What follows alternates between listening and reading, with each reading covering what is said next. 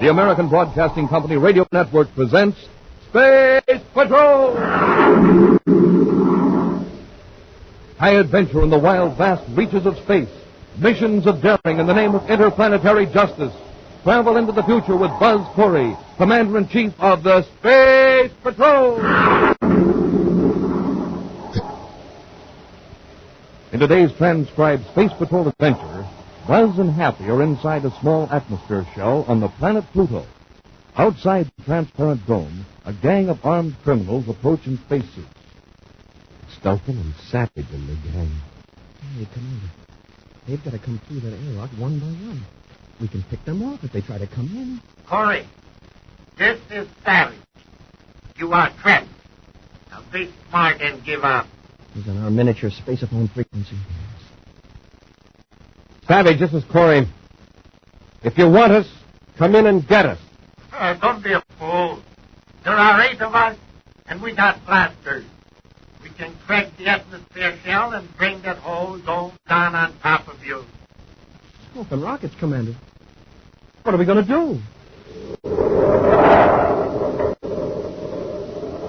We'll be back in just a moment with today's exciting Space Patrol adventure, The Hermit of Pluto. The United States has seen many changes in the past dozen years, all pointing to a still better way of living. Millions more Americans are working, earning more, saving more.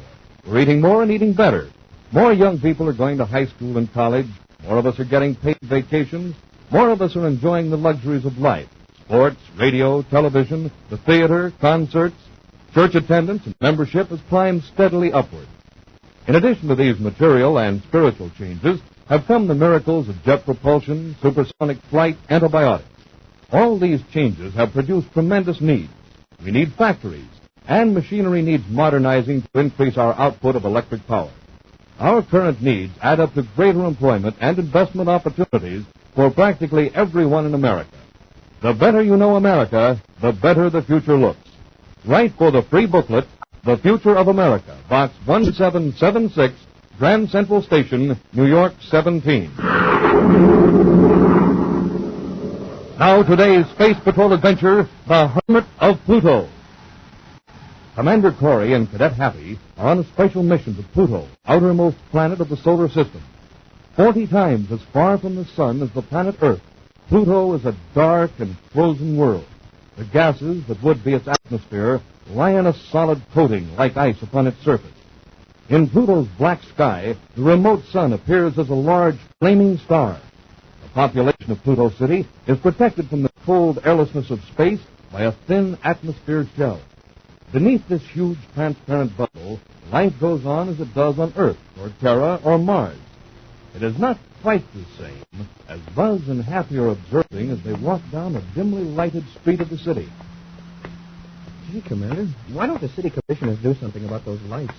This is the biggest city on Pluto, and yet we can hardly see where we're going. In lots of ways, Happy, this is still a pioneer community. Yeah, and from the looks of the buildings in this neighborhood, maybe it's just as well that the streets aren't too well lighted. Well, Pluto is still a frontier planet, Hap. Uh-oh. Hey, it looks like a fight. No! Hey, Commander, look, it's 2 against 1. They're sure slugging that guy. Come on, Hap. Yes, sir. We should have brought our ray guns. All right, break it up. Oh, hey, come back here. The dirty cowards. Shall I go after him, Commander? Let's take care of this man. He may be hurt. I don't wonder, the way they were hitting him. Here, let me help you. Thanks. Those 2 guys sure disappeared fast. Let's get him under a light, see if he's... I'm all right. Thanks. I'm sure glad you came along. What was it all about? A couple of thugs jumped out of the doorway and started slugging me. Skip, so a man can't walk down the street without some hoodlum... Why, you're Sam Morris. Yeah, that's right. Oh, Commander Corey. I knew you 2 were space patrollers, but the light was so bad I couldn't... Happy, this is Sam Morris. Sam, Cadet Happy. How do you do, Mr. Morris? Howdy, Cadet. Sam, better let us take you to a doctor at headquarters. Oh, no, thanks. I'm all right. Well, you got quite a slugging from those characters. I'm fine. Well, it's sure nice to see you again, Commander, but if you'll excuse me... Are you still prospecting, Sam? Oh, now and then. Right now, I'm more or less of a watchman, you might say. Here in Pluto City? No, several hundred miles north of here. Guess you might call me a licensed squatter. You're a watchman? Well, what's there to watch that far north on this planet? Oh, just some government equipment. It's in an atmosphere shell. Used to be a base for some government explorers, mining engineers, and the like. I sort of take care of the equipment until the government decides what they want to do with it. Well, thanks for the rescue, Commander. Oh, wait a minute, Sam. You've had a pretty rough going over it. Oh, I'm okay. These fellas hadn't taken me by surprise. I could have handled them both. You sure ruined your clothes. Look, your jacket's all ripped. The pocket's torn off. Oh, it's an old thing anyway. I got a couple of licks in there, remember. You sure you don't know who they are? No, of course not. Just a couple of Pluto City thugs. If they knew how broke I was, they wouldn't have bothered. Oh, I've got to run along now. Thanks a lot, Commander. You too, Cadet. Glad to have met you, Mr. Morris. Hey, Sam, wait a minute. I got to run along now. I'm late for an appointment. See you around, Commander. Yeah. She took that beating pretty lightly. In a way, I actually think this was something that happened to him every day. I have a feeling there's more to this than just an attempt to hold us. Well, we'd go on about our business, Happy. Oh, what's this? Oh, I'll flash my Tama license. Money. Oh, what is it? Large bills, too. Mostly fit with credit notes. And here's a card. A business card of some kind. Maybe along the Mars. Hey, the commander, didn't he say he was broke? Yes, that's right. Shine your light in this card, huh? Yes, sir. John Harbach, mineralogist. Expert assaying and analysis. 412 North Andromeda Street, Pluto City. This card may have dropped out of Morris's jacket when those guys tore his pocket. Now, after we take care of our business, we'll drop in on Harbach and see if he knows where Mars is staying. Then you think this money belongs to him? Even when he claims to be broke? At night. Fellows like Mars always say they're broke. Keeps people from getting curious about where a prospector gets his money. Yeah, but why would he fib to you? Well, just to keep him practicing. If this money does belong to Mars, I'm sure he'd be glad to get it back. Hang on to that card, Hap. We'll drop in on Harbach on our way back. At this hour, Andromeda Street, like the rest of this section of Pluto City, is almost totally dark. Buzz and Happy walk toward a pool of violet light that streams across the sidewalk from a shop window. Oh, this is 412, Commander. It's the only place in the street with a light on. Well, with luck. Uh-oh. The light went out. There's one on inside, here in the back. It's locked. This Harbach is just leaving. That's why the light in the window went out. An automatic ultraviolet light, Hap. Look at the window. Hey, those rocks. They're glowing. Fluorescent. They absorb ultraviolet rays, then radiate them in the dark. The rocks sure are pretty. But they're wasted on this street. It's completely deserted. Well, we got here too late. Harbach. Look inside. See that showcase? It's open. Looks like someone's lying there on the floor. Harbach must have been robbed. What a neighborhood. Force the door, Hap. Yes, sir.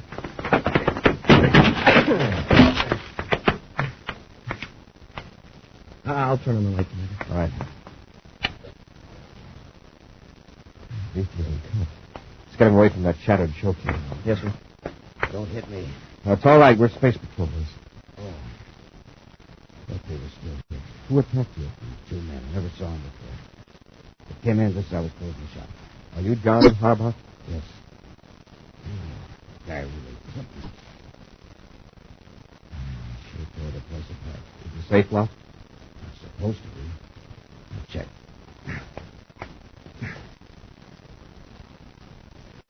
That's relief. I didn't get it open. By the looks of your desk over there, they seem to be more interested in your record. You know why? No.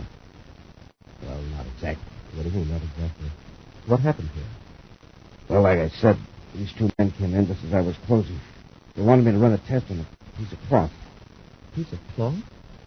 Yeah, I thought it was strange myself. He was dealing with minerals. It turned out there were traces of minerals in the fabric. That's what they were interested in. Well, this cloth, did they say where they got it? No, but it looked like it was torn off the man's coat or jacket. Pocket, maybe? Yeah, that's it. They had me put it in an ultrasonic chamber to loosen the dust. Then I ran an analysis of the particles that came out of the cloth. And after that, they got rough. Why? They wanted some information about one of my customers, and I wouldn't give it to them. Well, this customer, is his name Sam Morris? Yes. How did you know? He was attacked by two men earlier this evening. Was he hurt? I just bruised a little. After we went away, the cadet and I found one of your business cards on the sidewalk. That's why we came here. Why were these men interested in Morris? On account of the stronolite, I guess. Stronolite? There were traces of stronolite in the dust particles in the piece of cloth. Probably from the samples Morris brought here to have assays. Stronolite. It's a very rare and valuable metal. Morris made a strike, huh? I make it a policy not to ask questions of my customers, but that's a reasonable conclusion. When you wouldn't tell these men about Morris, they slugged you and went through your records. Is that right? Yes. You know where we can contact Morris? No, Commander. He never told me anything about himself. I guess he's sort of a hermit. Very secretive. Did he mention an abandoned government station north of Pluto City? No. Maybe one of those men did. Let's see if I can remember what was said. But after I analyzed the talk and mentioned Stonelight, one of the men said, so that's why Morris has been holding up at that old exploration base. And the other man made him shut up. Do you remember anything else? No. Well, wait a minute. One of them said Morris is probably all alone in that shell, and there are 8 of us. Captain, we better find Morris right away. Yes, sir. Now that these cooks know that he's... Cap. There's someone across the street watching this shop. Let's put a bench up to the window. Want me to go over and investigate you? Turn off the lights so they will leave it. How about don't look out the window until the lights are on? All right, Commander.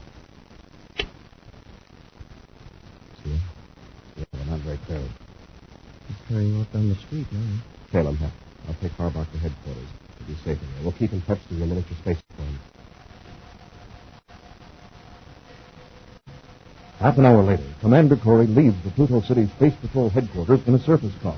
His receiver is tuned with special miniature spaceophone frequency. Cadet Happy calling Commander Corey. Cadet Happy calling Commander Corey. Corey here. Go ahead, Hap. I'm on Polaris. 900 Blackbird. Half a block behind the man I'm tailing. What's he up to? Nothing so far, but I got a pretty good look at him. Half over his feet. I'd swear he's one of the men that jumped Sam Morris. I'm in a surface car about a half mile from you. I'll come by and pick him up. Okay, Commander. Uh-oh. Another man just stepped out of a doorway. 2 of them are walking together. Probably his partner. Don't lose them, Hap. I'll be right there.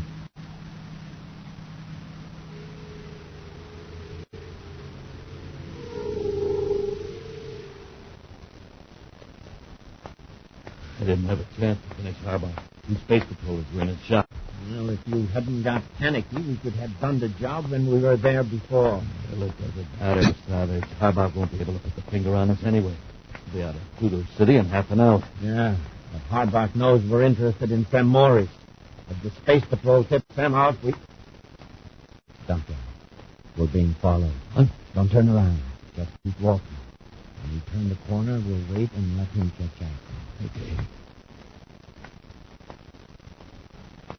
Now, stay close to the wall. Yeah.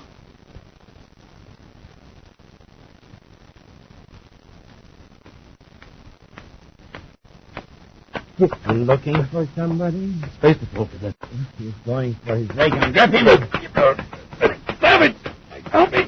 Get your hands off of me! Oh, yeah! Good doing, Savage. Come on. Let's get away from him. Wait a minute, Duncan. We're not going to make the same mistake as we did with Harbach. We're going to finish him. We'll return to Space Patrol in just a moment. Listen, kids, you know how much fun it is to be growing up. Every day there's a new thrill. Well, here's a thrill maybe you haven't tried yet, and believe me, you'll like it. It's the fun of having enough money to get the things you want. Maybe a new bike or a camera, or saving for something big like business school or college in the years to come. Sound good? Well, here's how you do it. Put a part of your allowance and the extra cash you earn each week into school savings. It doesn't take long to have enough to buy a real United States savings bond like Dad gets all the time. And this is important. Bonds earn money for you. Uncle Sam stands behind them, and they're safe. So start to save now at your school. Mother and Dad will be proud of you for saving part of your allowance. You'll have the fun of seeing your own money grow. A thrifty person is usually a better citizen. And take it from me, he's a lot happier than the fellow who saves nothing and can't buy the things he needs. Remember, save regularly every week at school. Have the money for the things you want when you want it. Now back to today's Space Patrol adventure, the Hermit of Pluto. Buzz and Happy are on the planet Pluto, where they've learned that 2 men are using violent methods to obtain information on valuable deposits of the mineral stronolite, discovered by a prospector, Sam Morris. Using a miniature spaceophone, Happy has contacted Buzz in a surface car, and has reported that he's trailing 2 suspects through the dark streets of Pluto City. Discovering that Happy is following them, the 2 men wait around the corner of a building and grab the cadet. You heard what I said, Duncan. Let's finish him. look, Savage, a ray gun would put him out and we can get away from the city. Yeah? And when he comes to, he could continue the chase. Do what I tell you. What have you guys got to be afraid of? You really must be up to something crooked. Shut up, Philip. And quit struggling or I'll break your arm. All I know about you is that your names are Savage and Duncan, and you're walking down Polaris Street. And then all of a sudden you jump me on the corner of Polaris and Sigma Streets. I told you to shut up. Go on, Duncan. Get to work. You're going to be sorry. There's a Space Patrol surface car on the way here now. You're bluffing. Savage. One of those miniature space phones hanging on his belt. He's been mentioning the street name. That gadget's turned on. Then we got to work fast. Get into the car now. Trying to sneak up with the lights out. Help me hold it to that. We'll break him down to the alley. Come on. Get moving, Cadet. Hold it, you two. Commander! It's Corey. Let's get out of here. Your ray gun. Let them have it. Oh, you don't? Get your hands up. Get the cadet. I'll take care of Corey. We got both of them, Duncan. That's it, one. The whole neighborhood will be full of space patrols in a few minutes. Yeah. And that's why we can't go running through the streets. Get into the car. But Savage. Don't argue. Get into the car, quick. Okay. We'll ditch the car a block from the spaceport. Come on, get in.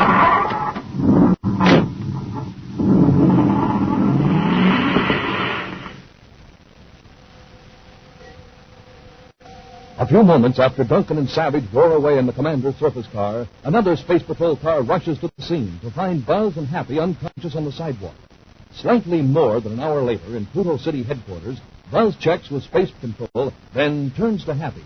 Two ships blasted off while we were under the effects of the ray gun.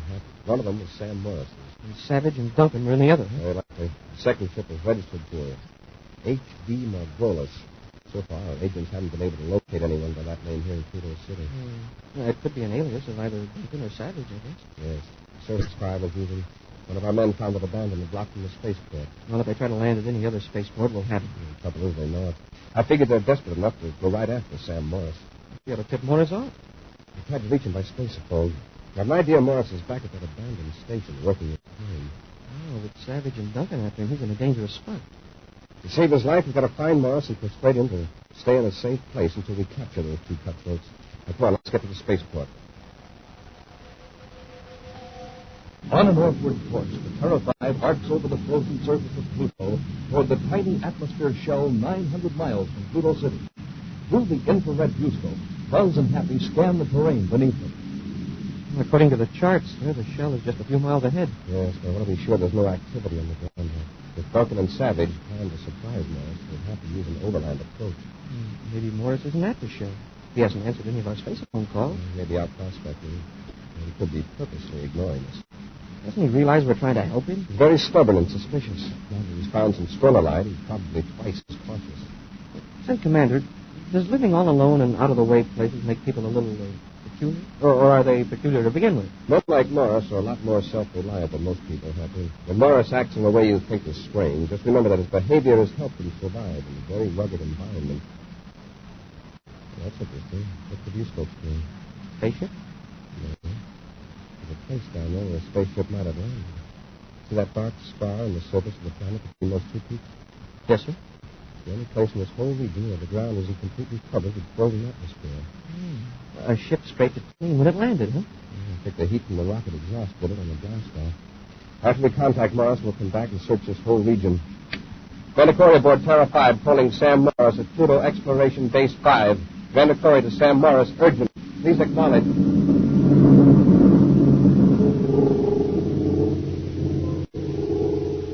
As the Terra 5 continues northward, two men watch the ship from inside a small atomic-powered tank hidden in a narrow ravine, half a mile from the scarred ground.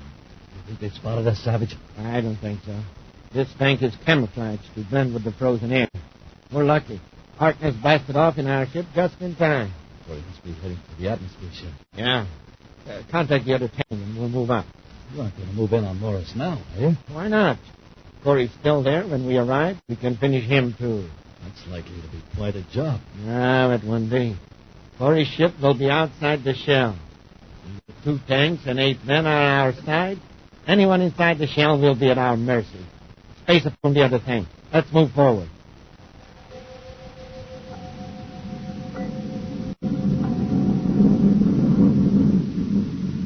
There's the shell, Commander. Yes. That's Morris's ship just outside the airlock. There's no other ship in sight. Morris must be there alone. I'll try once more before we land. Corey aboard Terra 5, calling Sam Morris at Pluto Exploration Base 5. Sam, if you read me, acknowledge. This is urgent. Morris to Corey, what do you want? Where are you? Inside the shell? Yeah, I'm pretty busy. You're in serious danger. I've got to talk to you in person. Somebody may be picking up this spacephone conversation. Well, all right.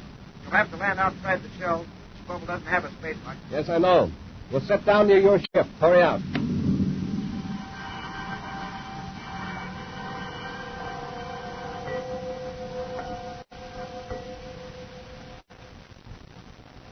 Inside the small atmosphere shell of the exploration base, Buzz and Happy quickly tell Sam Morris of their encounters with Duncan and Savage. As the prospector listens without comment, stroking his chin reflectively. This is serious, Morris. But let us take you away from here right away. Nothing doing, Commander. I know my rights. Those crooks aren't going to run me off. Well, sure you're in the right, Mr. Morris, but you're all alone, 900 miles from Pluto City. You won't lose out on your claim to the Stronolite, I guarantee. Yeah. Well, I'm not taking any chances. You're taking plenty of chances by staying here. Now, look, Morris, you're here as an official government watchman, but whatever you find under the ground, that's yours by right of discovery. You sure of that? Of course. We're only trying to help you, Mr. Morris. Well, I don't know. I figure a man's got to stand his ground on his own. The minute you let somebody do you a favor, you start wanting something in return. Believe us, Mr. Morris. We only... Look out there, through the atmosphere shell. There's your answer, Morris. Men in spacesuits climbing out of tanks. Savage and Duncan in the back. Have you got any weapons here? Ray gun. They've got to come through that airlock one by one. We can pick them off if they try to come in. Corey, this is Savage. Listen to me. You're trapped.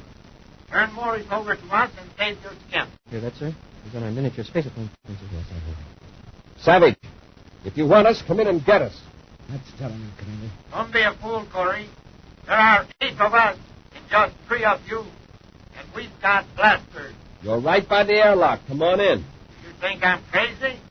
All we got to do is fire our blasters at this atmosphere shell.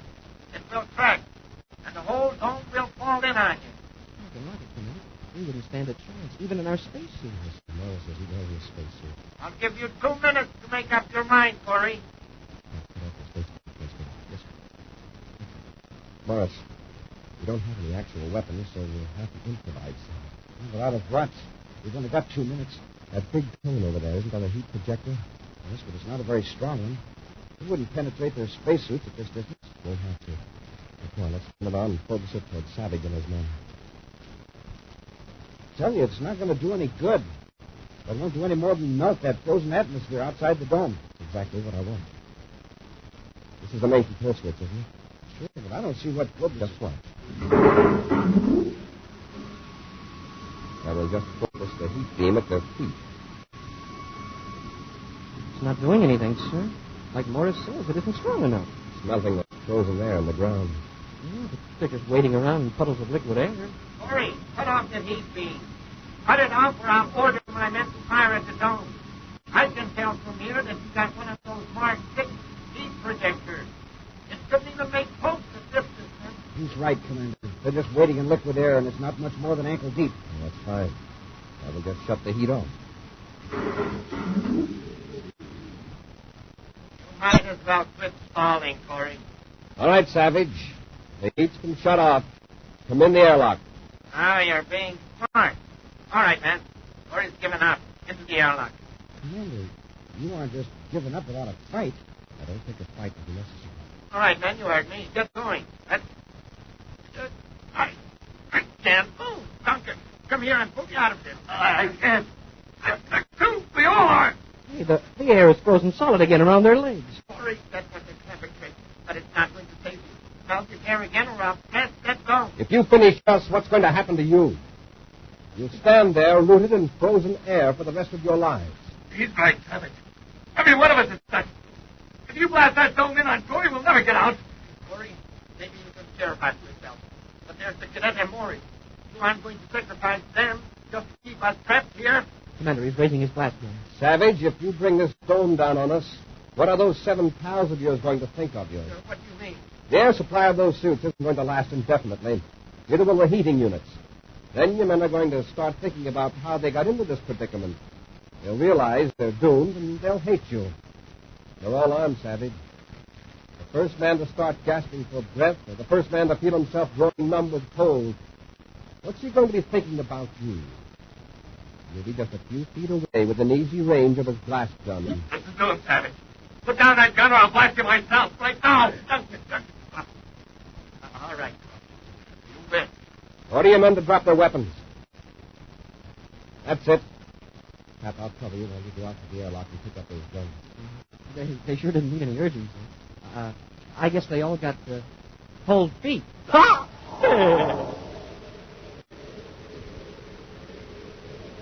A preview of next week's exciting Space Patrol adventure in just a moment.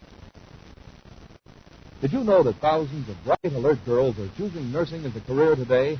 And did you know that despite this high enrollment, we need still more and more nurses? Well, these are facts. Facts that young women about to embark on careers should know and keep. Today, the advantages of enrolling as a student nurse are many. She receives a fine professional education working under the supervision of skilled doctors and nurses in well-equipped classrooms and laboratories. She serves humanity, enjoys a pleasant dormitory life, and upon completing her 3-year course is eligible to become a graduate nurse. After this, countless interesting fields are open to her. Best of all, she's well prepared for marriage.